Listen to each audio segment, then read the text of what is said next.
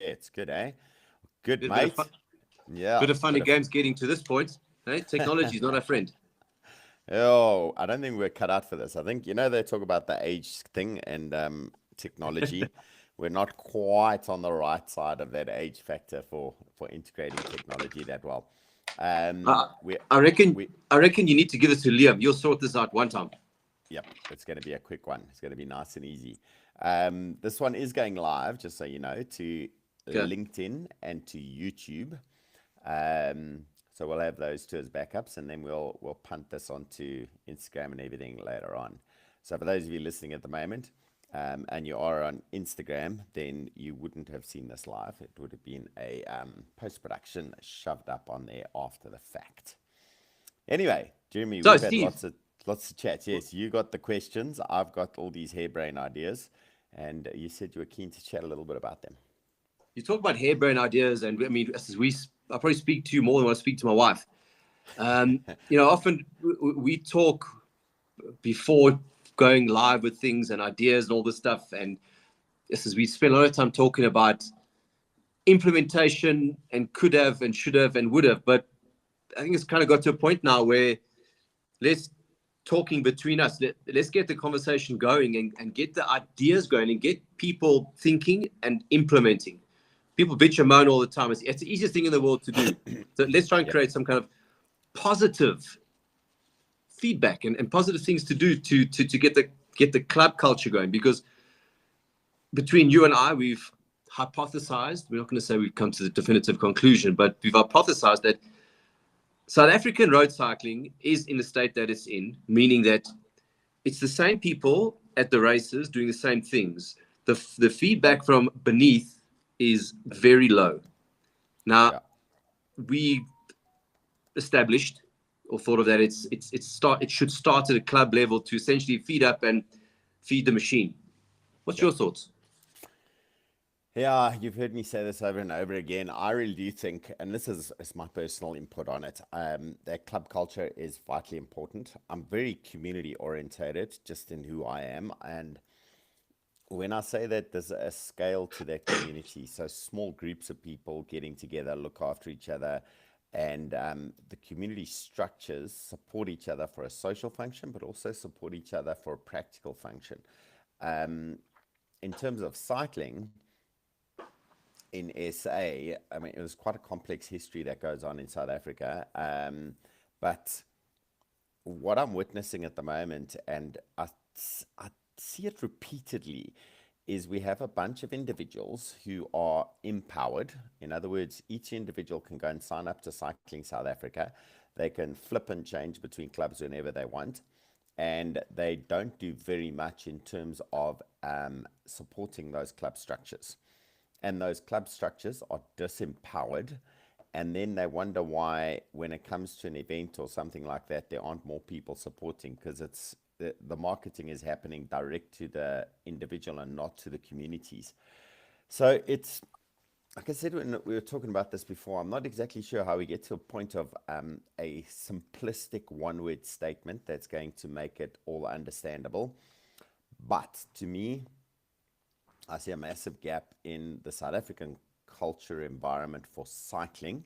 And I say this is very different to running, to rugby, to netball, to school sport, where everything there is club centric. In cycling in South Africa, it's all about the individual engaging with either an event organizer or the province or national. And But this, considering most of our but conversations are about high performance yes, and elite yes. level, we don't have those feeder mechanisms that send information through. And it the shortfalls in missing out on the club structures are things like, say, our development requirements. And when I say development, I'm talking about riders of color coming into cycling. We've got certain areas that are doing quite well. KZN does quite a good job. The Western Cape seems to be doing quite well, but they've always had the guys on the track down in the Cape that have engaged. It's part of their culture, and they've fought for their space to keep it their space. In Gauteng, it's a very white sport. It's a white sport. There are clubs there that are of color, But when we go out and we got pressure to be able to hand out our colors for those riders who have achieved the requirements, and we did this last night. We went through the list of athletes who would hit requirements for achieving colors awards for Gauteng cycling in the XCO, XCC sphere. And we didn't have many athletes of color to put in on the criteria. And more than that, when they said, well, what are we going to do about it? We couldn't say, well, let's put out a notice to all the clubs to say, hey, who's got riders of color? We need to have more riders of color coming into the sport. Can you guys reach out and get your guys to come and join us at the next provincial series? Opportunities exist for them to get scouted by the province, get some assistance, and us to see more riders of color coming in. But we don't have any clubs in mountain biking. I say this like out of turn in general. And we definitely need to see more of it. We have to. That's the leverage point that everything spins off. You know, sure, we got so much to talk about here. If we talk about the juniors overseas, they've literally put together with Steven Salzwedel and Chris Horter and the rest of them, they seem to be putting together their own little club structure that then performs a function of supporting the rider and interfacing with Cycling South Africa. So they interface with Cycling South Africa to get the approval to be able to represent South Africa at this event. And then they go ahead with managing everything for themselves. But they didn't take an existing club structure. They reinvented they started a club structure. And what did they call themselves? On Track, I think. Yeah, Team on Track, yeah. Team on Track. And it's brilliant that they're doing that. But the downside is, why don't we have these structures in place? And how do riders look after themselves? And if the rider's not personally engaged and networked and connected and supported by parents or a sponsor or something, how are they going to achieve it?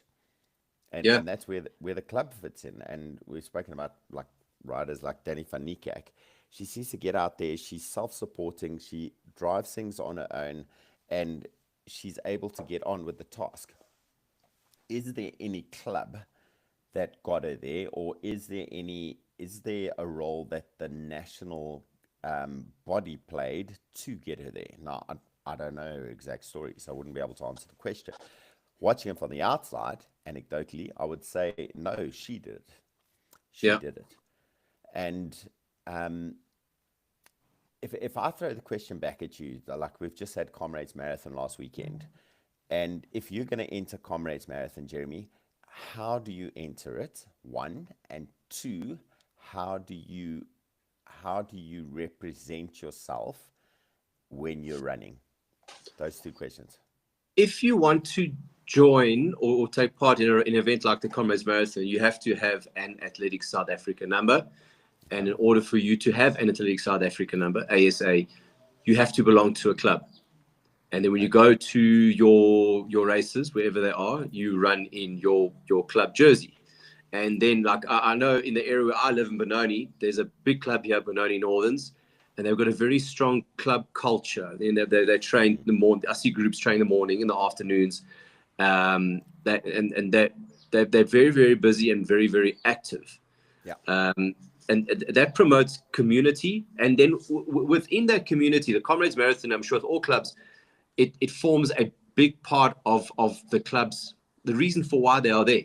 Look, there's a lot of other races along the way, but the Comrades Marathon is a big part of it.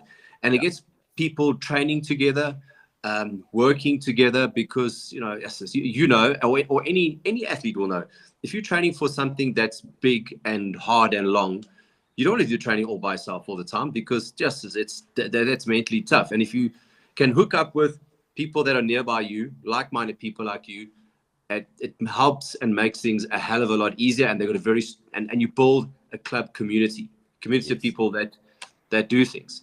And now, it becomes it's self-sustaining as well, because the energy that they push and the encouragement on each other keeps the guys going. Exactly. And with that, these clubs are all training for events, whether it's the Cape Town Marathon, the Two Oceans Marathon, the Comrades Marathon. it builds that sense of community, and everyone is working towards a same goal. Not all guys will train together every day, but some guys will do different things, different times. But there is generally a push forward towards a set event, Yes. and it works. It works well. Whereas here, flip it over to the roadside, clubs, if you go onto Cycling South Africa's website to go pick and choose a club, there must be reams and reams of club. But how many of those clubs are actually active in building communities, building up to events? Yeah. Not too many. And yeah, and then there's, I'm going to say, I think you're right. There's not too many that are there for the purpose of being that club, whereas a lot of them are just performing a function of, Cycling South Africa said you have to be part of a club. So the guys go, okay, let's get a few friends together and make a club. And then the function of the club is never actually performed, Correct. barring just having to be a place where you register. And Well, that's so missing out on so much of what the function of a club is. point in case, I had someone WhatsApp me yesterday. I'm not going to say who this person's name is, but he asked me, who do I talk to at CSA to register a club? And I know that the background of this person, Yeah. more involved in the triathlon side, and I know why he asked for this, because he wants to register a club. But it's that easy. And Yeah. Should it be that easy? Is another question. Is like I think it's almost like, you watch the development of the city center of Joburg and how it's fallen apart because big companies were allowed to leave that space and they were allowed to set up new buildings in different spaces. And why was that allowed? And did it do a good thing for the city center of Joburg? I don't think it did a good thing. I don't think no, it created a spread. And now you got Sandton as a commercial center, which is also looking a bit like a mess. Maybe that's because it's the way our government works. I don't know. yeah, Um, but you got city center looking like a mess and Sandton looking like a mess. Instead of having one mess controlled in one space, you have the spread. And, everything was there in this planned environment of the city center of Joburg. So when people ask, should they be able to start another club?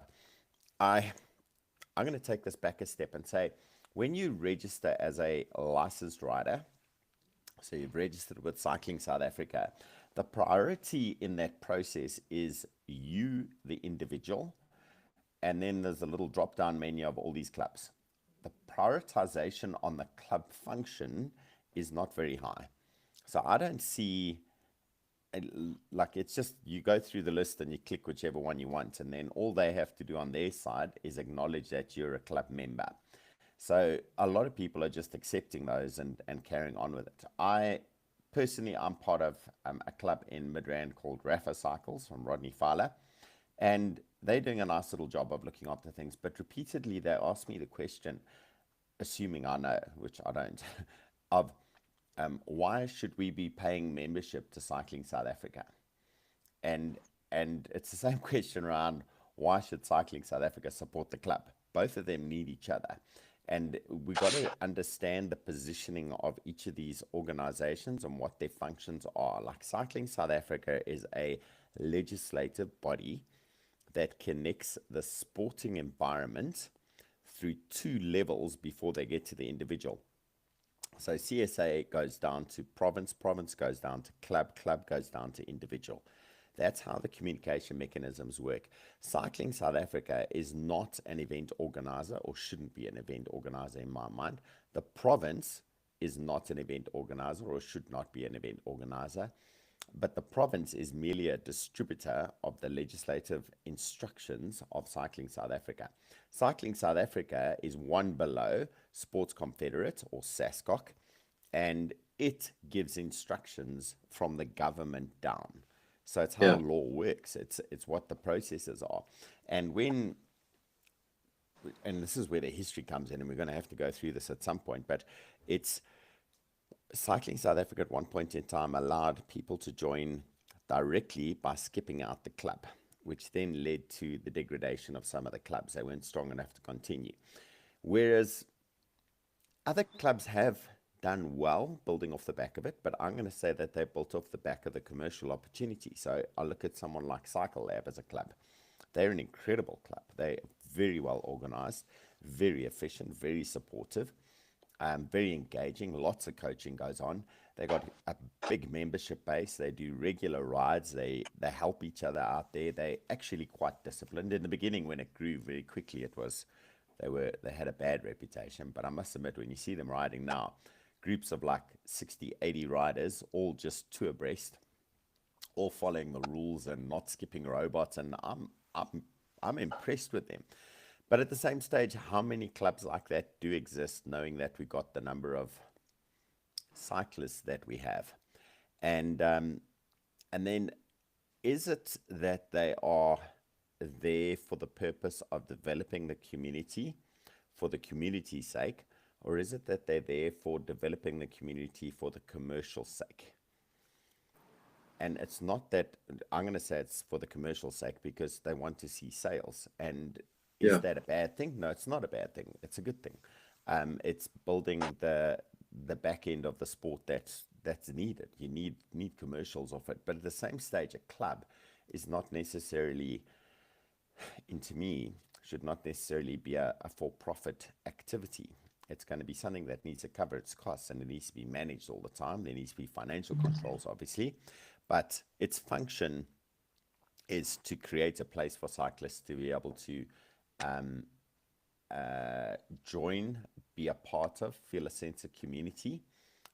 It needs to link itself back up into the province and then into the national body and then into SASCOC. And all the requirements that come from government back down, like development, like high performance identification, like numbers for entering a race, should be coming from those clubs. And we need lots of clubs to be doing that. So if we look at cycling in South Africa at the moment, we got a healthy mountain biking environment. And ironically, that environment is, I'm going to say, not very club centric. So despite it being very healthy, it's not very club centric. I'm going to throw a spanner in the works on this one just now, bringing in school cycling. Road cycling is a team orientated activity, particularly at the high end of the sport. Club racing has it. I'm going to say it's almost collapsed. Yeah. It doesn't exist, and I'm going to refer back like 15, 20 years ago. There was a relatively strong club orientated organization called Gauteng Pedal Power Association. Was it Gauteng Pedal Power? Gauteng, I don't know. It was an organization to sort of the side of Cycling South Africa, or SACF at the time. And the road cycling environment has definitely taken a knock. And now there's lots of reasons why that could be happening. It could be happening just because, say, in Gauteng, we don't have firm structures and good, strong autocratic leadership. And I say autocratic in the best intended terms, but we need strong leadership to keep control. We have way too much of a scenario. Have you heard the statement, the tail wags the dog? So anyone who screams and shouts is making the organization jump. Whereas we should be filtering that type of feedback. The individual riders shouldn't be having a screaming match at the province or at the national body, when the national body is clearly a legislative body. The national body doesn't organize whether there's potholes filled or not. That's not what the national body does. But the national body can engage with other national bodies or SASCOC to try and help keep control of these things. So going back to school cycling, we have this amazing body that's built up the huge number of riders. And when you look at the population curve of cycling in South Africa, typically a population curve is like a triangular shape for any population curve. So as you get older, there's less and less people, and eventually it gets to the pinnacle where there's only like 1 or 2 people at 105 years old. But at the bottom are masses. In terms of the population groupings of cyclists at the moment, we have a bubble at around about, I'm going to say 40 to older, So it performs a little, it's a bubble, maybe a little bit of a triangle up there. Then it squeezes in between that. And then we get this massive grouping of youngsters that are coming up from the school cycling environment. Mm-hmm. And I'm going to hazard to say that the success of school cycling is built on the principle that you don't represent yourself, you represent your school when you go to these events. And every school is vying for points so that they can get their representation and accolades as a school up. Every rider who's winning a race is just accumulating more points for the school. Now, we don't have that in general road racing. Like, I haven't, the last time I saw a road race where we said, yeah, absolutely amazing the development work of Club 100 and how many riders they've pushed up into the elite level. Like, I haven't seen that. Is that because the communication is not there? Is it because, and I use Club 100 just because I was a member of Club 100 in the past, and I think they do a good job of looking after riders. But racing is not high on the priority list that I see. It's not to say it's not high on their priority list otherwise. But in school cycling, you have, like this weekend coming, we've got the primary school series event, and they capped their entries. Now, when they cap their entries, it's normally because they've hit maximum capacity for what they think they can manage. So in what called Sprogs and Nippers category, which is Nippers are generally the 8 to 10 years old, and Sprogs are the 10 to 12 years old. So they're turning 11 or turning 12.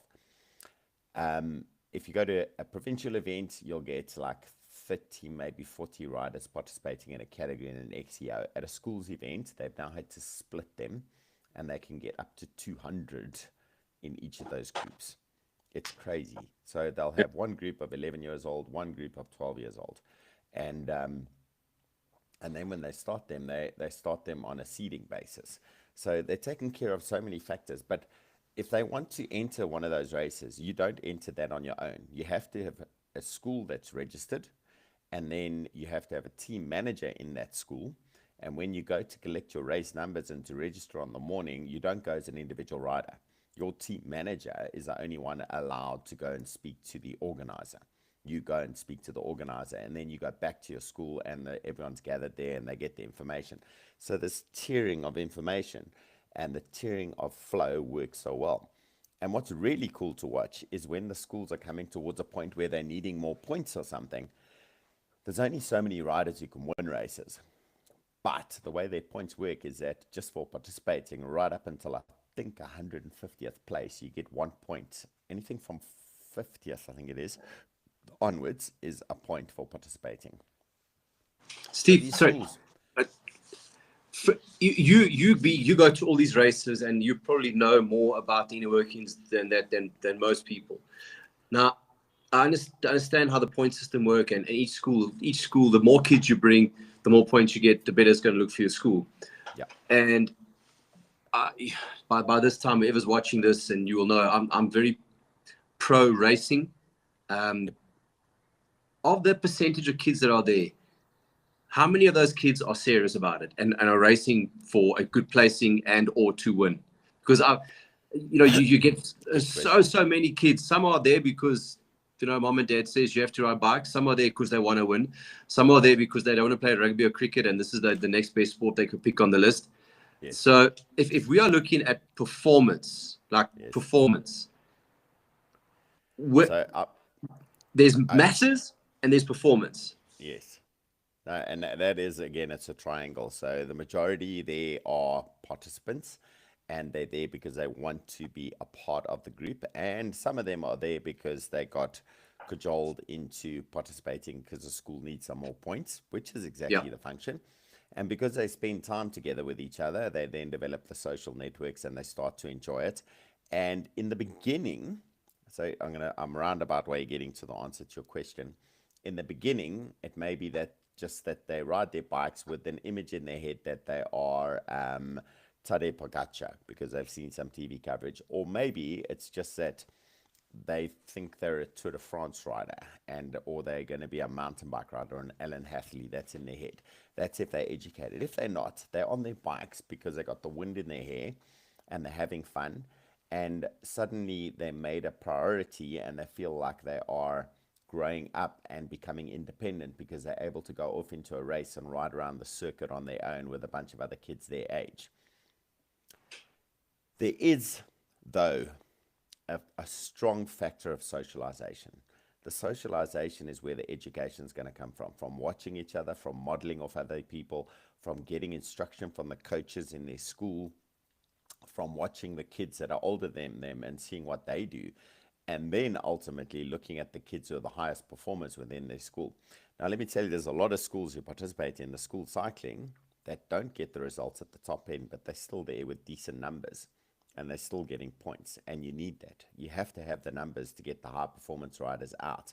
If the machine's not delivering numbers, Yeah. you never have a population big enough to be able to get the quality out. And at the school events, it is a case of probably 90% participation, 10% racing. And when I say 10% racing, if you consider there's 1,400 kids participating in an XCO, there's 140 of them actually racing at the front end. Like when I say racing, they're attacking the corners. They've got a strategy. You see them on the start line. Their elbows are out. Their hands are on their brakes. They've got the pedal in the correct position. They got 1 foot on the ground. When it says 10 seconds to go, they all like drop their head and they are super they're like they've been taught everything. And then behind them is little Johnny and whoever else, and they just like chatting with their mates and going, but how do we do this? And then the gun goes and there's chaos of riders everywhere. And the front guys fight for their position. The rest of them are just happy to ride their bikes there. But the opportunity exists for them to learn and to develop up as it goes. But again, the pressure and the structures come back to what's created in school cycling. And you have to belong to a school to be able to enter the race. You have to have a manager in that school to be able to represent you at that race. Now, quite often in these environments, it's a parent who's interested in cycling who creates the school as a member of school cycling, and they'll register themselves as a manager. And school cycling has its own program of education for managers, and it's really about the administrative function within it. There is a need and there is a function that falls in there for coaching. And a lot of these schools now have full-time coaches who are registered with each of the schools, and they help these kids with learning the basics of, I don't know, how to ride a bike, how to start, how to stop, how to go over a bump, how to go around a corner, how to sit in a group, how to sit on in a slipstream. How good the coaches are, that's a conversation for another day. Some of them are absolutely incredible. Some of them are, it's just someone who rode a bike back when they were a kid at school. So it's, I think the driver of the participation has come from the fact that the schools get acknowledged at the end of the day. And if you want to ride in one of these schools events, the other factor I didn't mention, and this goes back to a reflection on what you said about comrades, is when you're racing there, you're representing your school. You don't get to wear whatever kit you want. In fact, if you don't have a school registered shirt, you have to wear a plain black shirt. If you're a homeschooled child, you should be wearing a plain black shirt so that we can identify them. It's all club centric, and it's the reason that it's working in my mind is that the club centricity creates the socialization, the sense of belonging, the sense of reason. It also creates an opportunity for modeling, for learning, for development. And if they're running a little bit short on numbers, they start to recruit numbers from their environment, their school. They go, who else can we get to come join us for riding? And they go about getting more riders there, which works incredibly well when you've got 100, 200, 300, 400 clubs, 400 schools, and each of those schools is looking for another 2 or 3 riders. Now, if 100 schools are looking for 3 more riders and they bring 3 more riders to the next event, well, we already sold out right now. But that is another, that's another 300 riders at an event. Yeah. And the example back into road cycling and say the trail seeker, your crit events is, and we've had this discussion, and I put the suggestion out is, do we go to an environment like school cycling and say, let's host on their behalf a crit champs for school cycling? Yeah. because currently they could all ride a crit. They probably all are skilled enough Yeah. and would probably be able to run one age cat at a time and fill the circuit. Yeah. There's that many there. And ultimately, for you as an example, being the event organizer, you have real costs to cover. And the bigger the event gets, the bigger the cost gets, the more risky it is if the numbers are not there. Now, if you're Yeah. relying on individuals and you're going out to a whole lot of individuals and saying to them, please come and join us, how committed are the individuals? I, like generally, there's a small group of committed individuals, but when you say to them, can you all bring one friend? It, it, some of them might try and bring a friend, but generally, you're not going to get a big response out of it. Yeah. In the example of the mountain biking environment, we had the Trail Seeker last weekend, and it got capped at 2,500 entries. Now, the big numbers came through in the 40-kilometer and 20-kilometer events, which formed part of a piggyback event on Trail Seeker, which was the Gauteng Schools Cycling XCM Champs. So it's a provincial championships for Gauteng schools. To qualify for schools, they had to be wearing their school's cycling jersey, and they had to follow all the rules of school cycling and Trail Seeker. And it was amazing because probably 60% of the entries were under 18 years old. Yeah. Maybe 70%. It's insane. And it was majority of the numbers were sitting in the 40K and the 20K. But that all comes from a club type of structure, meaning whether it's a school, whether it's a private company that sponsors a group of kids, the same principles will apply. You can call it a club, you can call it a team, you can call it a school, but the same principles will apply. And the school's mountain biking has been at it for what, 2 decades now, close on 2 decades. In It started forms, with it's with the Spurs series. Now it's gone up to where it is. This is also an interesting question. Like those not day one, the first version of the school, the mountain biking schools thing was the Spurs series.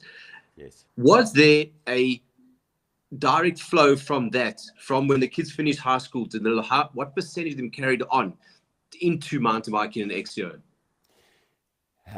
Very, very few. So Look, even now, when there so I'm are going to say, yeah, there go are on, go on. there are success stories.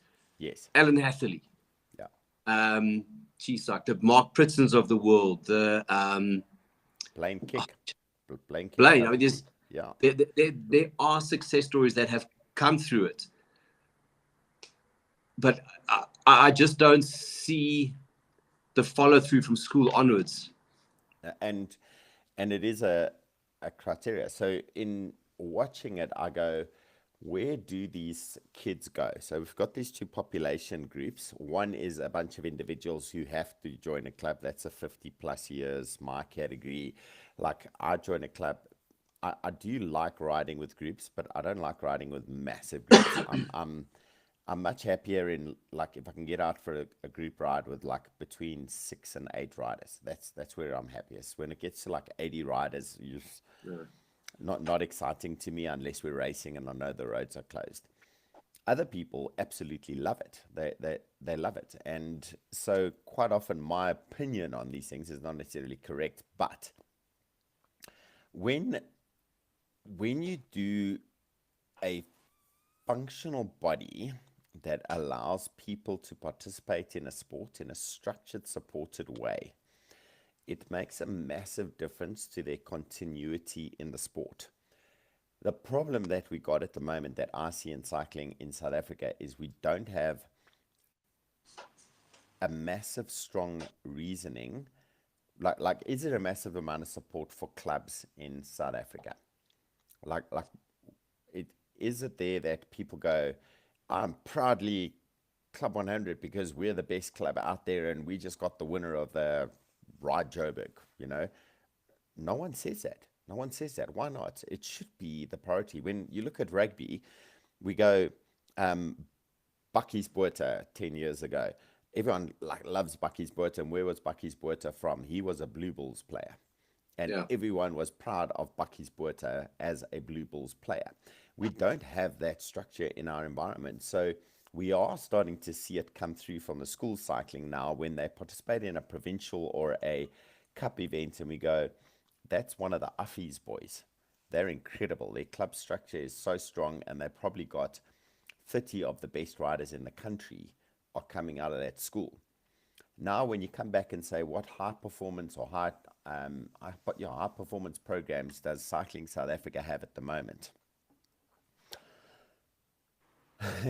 There are theoretical programs. Yeah. I can't say that they have an ability to pull riders from a sustained pool in any way that's repeatable and manageable. I say that from my perspective. See, I'm going to give you something.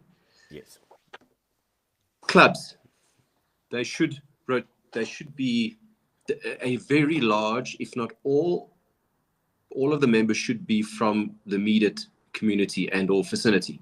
I agree. So, like, I live here in the East Rand, and I've got a list of the clubs that are in the East Rand. Now, I know I'm in the cycling industry and I understand the inner workings of it. And of those clubs, I'm going to go as far as saying 90% of them, probably even more, are more concerned, or there's more emphasis about meeting on a Monday to Friday morning Yeah, at 5 or 4:30 or whatever it is, and whoever can go the quickest up Fifth Street the or can Strava sprint the segment. quickest Yeah, for whatever that robot. And the emphasis is more on the actual training and the guys getting their yachtzeit out as opposed to the actual racing. So by doing that, you aren't doing anything to cultivate and promote the longevity of the existing yeah, riders, because somewhere along the line, Koos is going to beat Jan, and Jan's going to give you the mudding for Koos, and he's going to try and switch him, and it's happened over and over and over. Then like, yeah. oh, screw you, I'm going to go there. Poof, it's over. And they're gone. Yeah. And There's no group vision coming out of the club. Like, okay, we need to work together.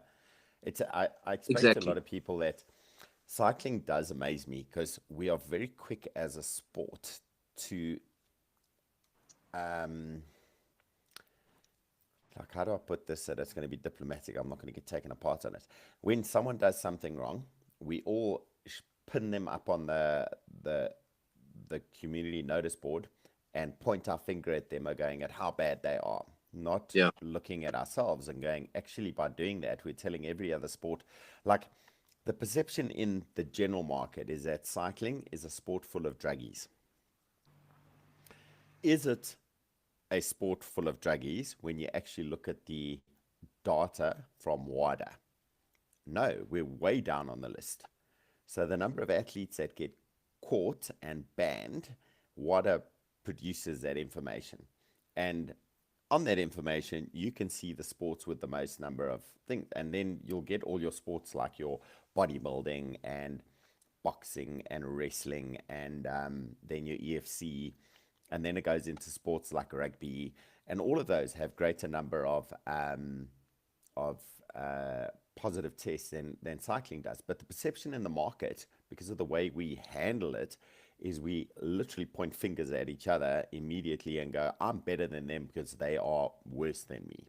As opposed to realizing that we're all sitting in the same boat. And if we don't keep paddling in the same direction, or like Jeremy, you're sitting next to me, we're both paddling at the moment, but I don't like you because of, I don't know, you said something and it irritated me.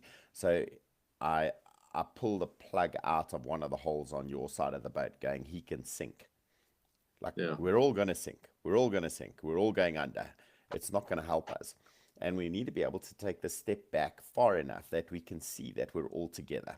So I see it with mountain bikers saying roadies are like a dying breed and they're not as good as mountain bikers. And then roadies saying, yeah, those BMXers, what are they doing? They're playing games, they're not really competing. And actually, they're all wrong. They all are at the top end phenomenal sports. And if you can see the benefit of all of them coming together, and we got that in someone like Alan Hathley, he's gone through the downhilling side, he's gone through the XCO side, he's now onto the road side. We need him onto the track. That'll be amazing to see what he could do in an hour record attempt or something like that if he Could focused win a on it. points race. Yeah, he could win a points race, Yeah. exactly. But it's a development of all those factors which makes the athlete work. Now, Alan Hathley is an example of a self-motivated individual. No matter what gets thrown at him, he's going to keep on going to the target.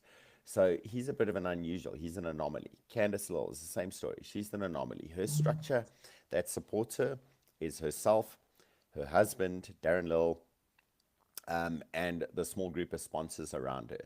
She gets on with the job at hand. She makes Yeah. that work, you know. I don't see a club structure identifying with her, but I do see a bunch of individuals who are fans of her. Now, your My question: example of the would they still have been fans of her if she hadn't done what she's done? Were they fans of her 9 years ago? good question, I don't know. And I this think is we both know what the probably, answer is. yeah.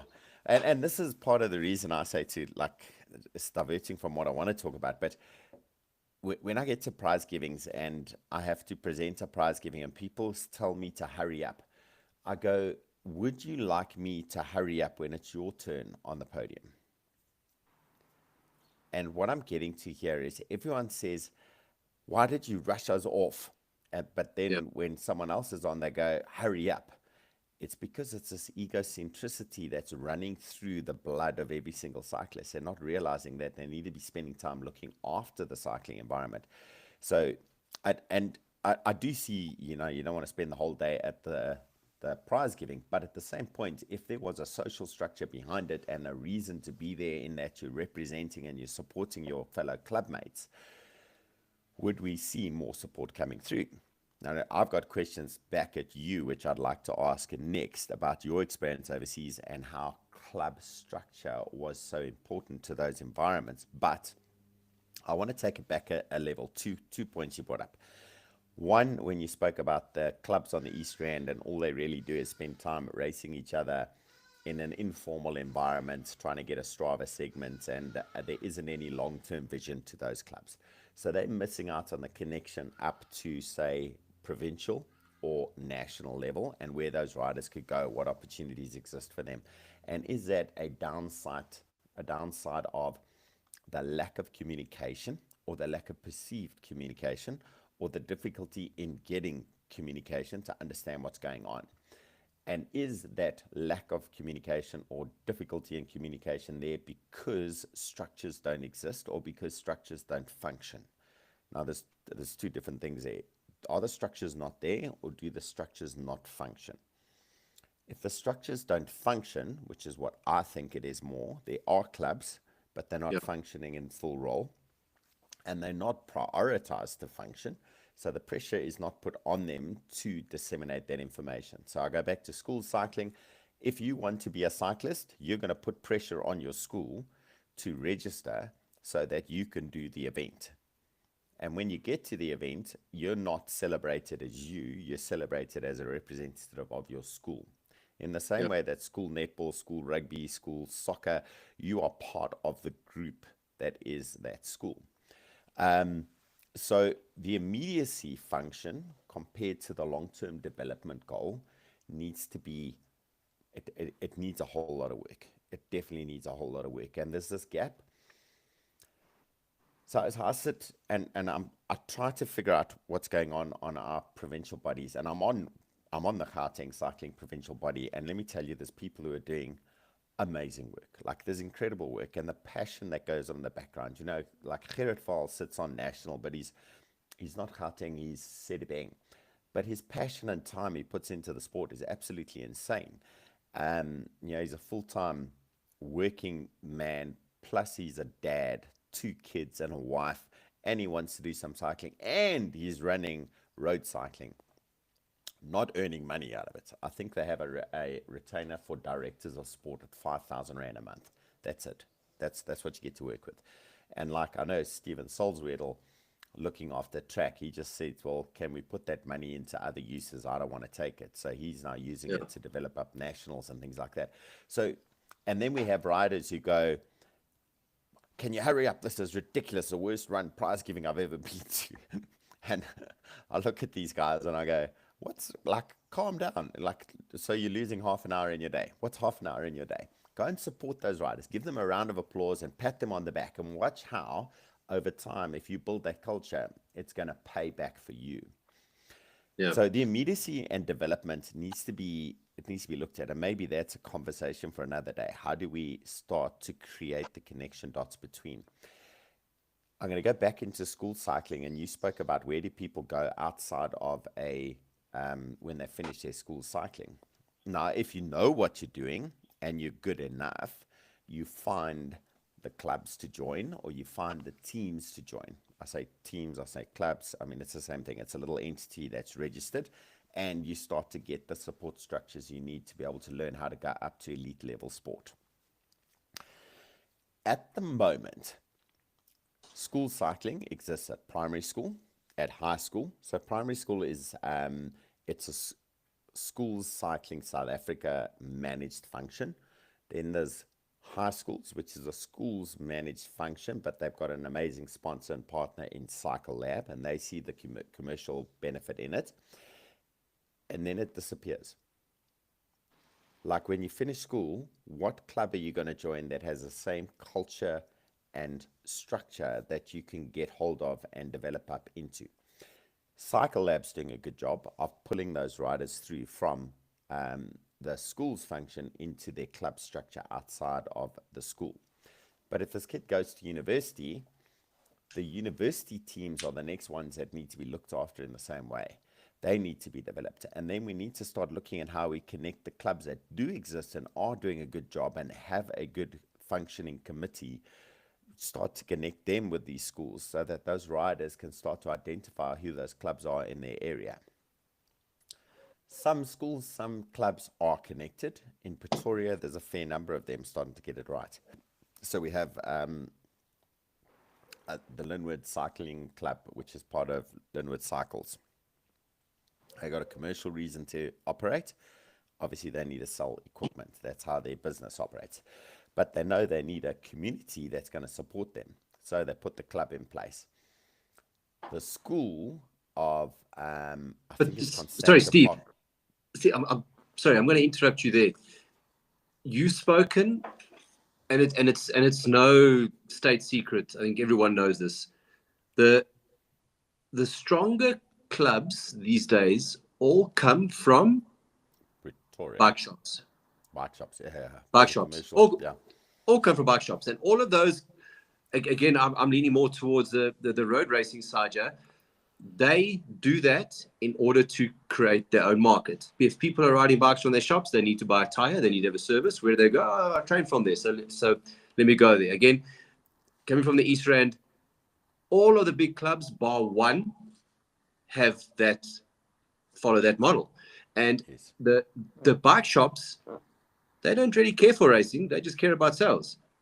Yeah. It's road season, yes, you need all the road bikes. That's not the Oaks love, the bike shops love gravel.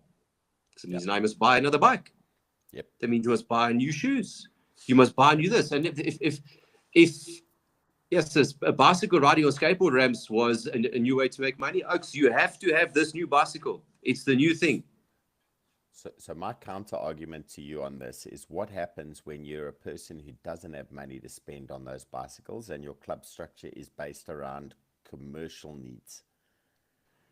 And You I will think become, this is, you are a product of your environment, and you will, like, if you train from that bicycle shop's group every morning, that what they do is what you will become. And if you want to become something better than what those guys are, you're going to have to step out of that bubble of security and comfort, and then extend yourself, which a lot of guys don't do and won't do because it's uncomfortable. yeah. And honestly, there's not many options out there. If you train from your local club, which is from a bicycle shop, and you decide your name is John Smith and you ride from X bicycle shop / club, and you now decide you want to do more. There's not lots of other places out there where you can actually do more. And if John Smith's son or daughter, he or she is riding from this particular club, they're going to reach the cap there, and that's it. And in those clubs, there's no, or very little, constructive coaching for youngsters. It's all about who can get up Tom Jones Street in the quickest time, and fuck it, we're going to go flat out up there. And I'm going to add one other aspect to it. It's who is next in line to purchase a expensive bicycle, because that's who they're looking after. They're looking after the people who can spend the money, because that's how the business survives. And there's nothing wrong with that, but you've got to be aware of that. So if you don't have the money to spend and you're arriving on a second-hand bike, you're not going to be seen as a priority member, because it's about commercials. It's not about developing cyclists up to become faster cyclists, except in terms of selling more equipment. And that's the downside of that model. And that's one of the reasons why is the function of a cycling club to create commercial turnover for a business the right place for a club to be. It's a big question. It's a question of, yes, it does need to be there, because otherwise we don't have any clubs that are going to exist in terms of road cycling. Why is track cycling falling over? Because there's no commercial capability to support track cycling, and no one willing to buy anything. So if you're going to go buy track equipment, where TRACK, not TREK, track cycling, where are you going to go get it? You got to know where it is, and you got to go look for it, and you got to know exactly where you're getting it from. So track cycling in South Africa has fallen over on that basis. It was a big sport, and I remember when I was at high school riding from Lone Hill, where I lived, and I was just learning my cycling environment at that stage. I was part of Midrand Country Cyclists, and I had 2 or 3 friends who were also cyclists in the area. They were at Wendywood. I was at Four Ways High. One of them now is the guy who is the sponsor of ASAP Cycling down in the Cape. And I learned from them, and I learned from my club. We did have an inter-club race series, which was brilliant.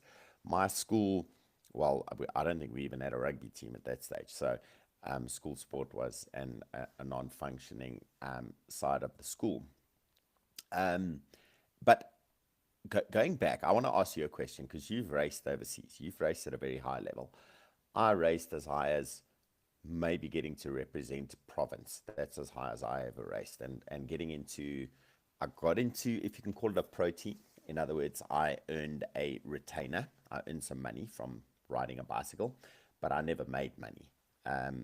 But when I look back on it, I go, how much money did I save? Because they gave us bicycles and kits and took us to races and paid our entry fees. And actually now I look at it and I go, holy crap, I was spoiled. I probably got the equivalent of today's 20,000 Rand a month. That's what I got, But back then I earned 1,500 Rand a month, and we made more money out of prize money from events. Mountain biking was in its infancy. BMXing did exist, but cycling was road and track. That's what there was to do. There wasn't anything else to distract you. The club was important, and the community was important. I think as a kid, I belonged to Southern Transvaal School Cycling, which was an amazing organization and performed the function of development as a club structure for schools age kids. It organized races, but I don't think they were limited to the school cycling guys at that point. The structures after that seemed to fall apart, and they became not so important because the individuals started to get more of what they wanted to have happen. So the question I got to ask you back, you've raced overseas. Give us a rundown quickly of your race overseas, and then how important or not important were club structures to those environments? Well, when I was racing overseas in the younger part of my career, it was predominantly with the national team, and then you're going to go race at national races, tours in China, and then. But where I saw a big differentiating difference between South Africa and Australia when I lived there was each club. This is what I loved about Melbourne, and it's still going. I mean, they're good people. I still speak to the guys that I was racing with and teammates with 24 years ago. Yeah. In Melbourne, they run 4 to 5 criteriums every week. So Amazing, each club will run an event every week, and then I joined a club called Jeremy Maartens Sportswear, and we went and raced. And each club, you had the main peanuts of the racing oaks, and you go there and you race. And there was a big racing culture. Yes. But it was not when you went there, you raced hard with each other, but afterwards you all go train together and stop and have a coffee somewhere, and then you'd meet to train on Tuesday. This is kind of similar concept here in South Africa. You meet on the corner of 1st and 5th Street, and we're going to go do X loop. But there was that racing, and the clubs organized that racing. Yes. And that's what kept it going. Now, I made a note here, and I can't really remember. When last do you or can you recall that a club organized a road race in South Africa? It's very rare. There are a few clubs who are doing an incredible job, like Albion Wheelers hosting the time trial series. Time trial, yeah. Well done, Albion. Like they're a phenomenal group of people down there in the south. You had your club just get you in to do some coaching on the crit experience recently. That's exactly what we probably need more of. But yes. I agree, there isn't a lot of guys hosting these events. Cycle Lab, they are a shop. They got commercial needs behind them, but they look at it as an opportunity to develop more cyclists by being involved in school cycling, because that's where they're going to see more riders coming from. Of course. But going back is like if you went to Belgium and you wanted to enter a race, you're not going to arrive there and just get into the race. And if you do, you still have to be a part of a club. You still have to be part of the UCI registered club of some sort. And you would get nowhere without the support of the clubs around you, because you would have no space to be able to belong. The clubs are the tradition of the sport in those environments, and that's why they have so many riders being developed up at a high level all the time. It's just part of their culture. I always use British cycling as an example. Now, every country, every federation has its own set of problems, but British cycling has always had a culture of time trialing, and that's why they developed some good time trialists over time. I mean, probably if you're going to highlight one nation who's had the most hour records held over time, the Poms. But over time, they're probably one of the top, if not the top. Maybe it's Belgium, France, Italy, England. Those would be the majority of the guys up there. Maybe the Poms have had the most. I actually haven't looked at it. But you don't ride your bike without being part of a club structure. And the club structures are organizing events. So every Wednesday evening, they have a club time trial. And it's in a little section of an out and back road, and you do it as a club time trial. It's linked with the region so that the region knows you're doing it, and for safety purposes, you have to have your start ramp off the side of the road, but then the riders ride on the road, and it's not a closed road, and everyone's got to be safe for their own purpose. But can you imagine if every single club in South Africa had a time trial every Wednesday evening, and then a little club, their little race they do on the club Saturday ride, and they started to list their riders in a formal way to say, here's our comms for this Saturday for our club ride, and it's on the 2 kilometer long drag up to the airport or something like that. How cool would that be? Now, British cycling does so well with its culture of cycling because it has all these time trials, and it has hill climb time trials, which has its own set of rules. Your you're allowed to strip a bike down to almost nothing to be able to make it as light as possible.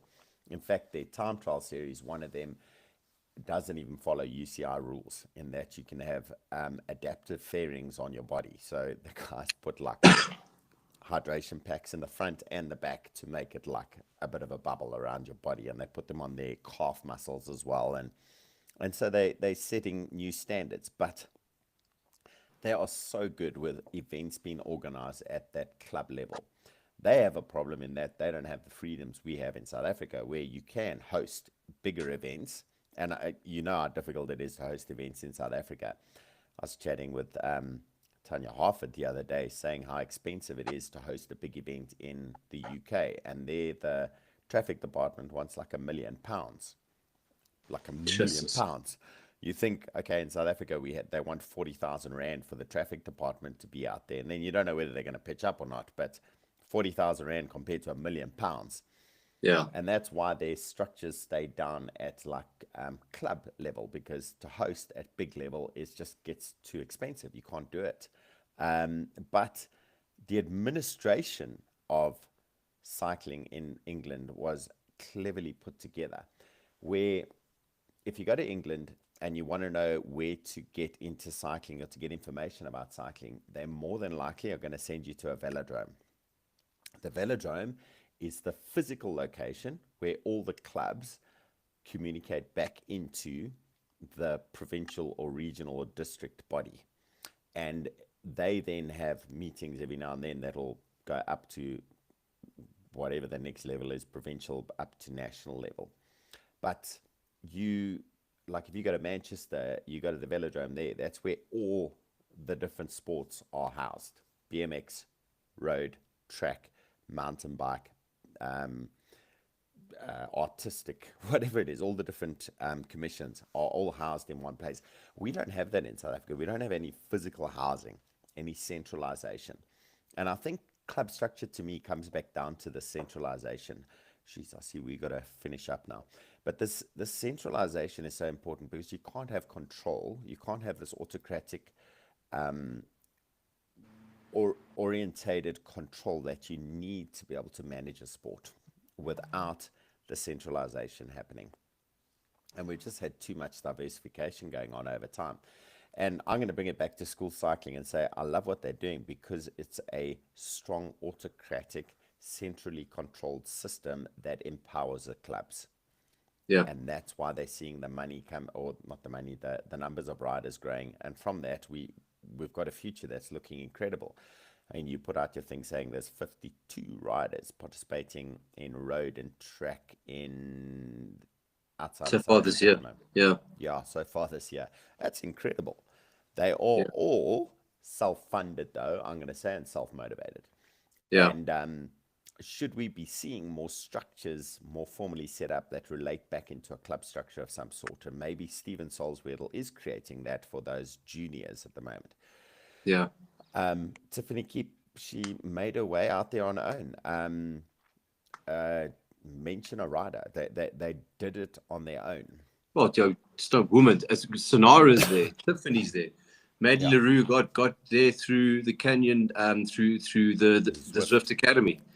We can start rattling all the names off. I mean, Yeah. there's plenty guys that have, a large majority of them have made it either through their own, or I mean, if you look at guys like Ryan and Louis, you know, maybe not so much Louis, but Ryan he went to Belgium, did the Belgian thing, and then he performed well here, and he got a tractor nod with Doug Riders. It was an NTT development team at that time, and he progressed through the ranks, and then from Data to UAE to Lidl Trek. I mean, he has used that system. Yeah, and that's a self-motivated system. It has its reasons for functioning, but you know, was it club structures in South Africa that got them up there? I'm going to say Doug did a lot of work with Club 100 in the past. Yeah. He saw the value of that community to be able to help his team develop up and to get some exposure for his teams. And as he grew those teams, before he became the big international team director, he had little teams in South Africa. I mean, it started with him as a rider, then it was him with IBM. Sure. IBM There's Lotus IBM South Africa. Lotus. Then Microsoft.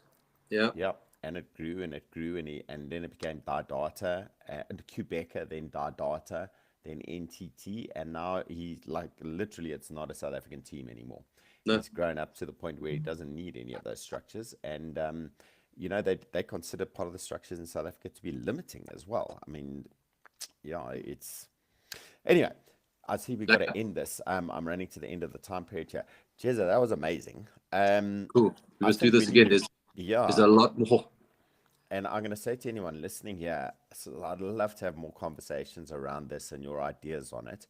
So maybe if there is one or two guests who'd be keen to talk about it, maybe on our next conversation, we can bring them in and we do this with them. Cool. Jezza, thanks, man. Always real. Out there. Have a good one. Man. Keep well. Cheers. Ciao, ciao. Bye, bye, bye, Bye-bye. bye.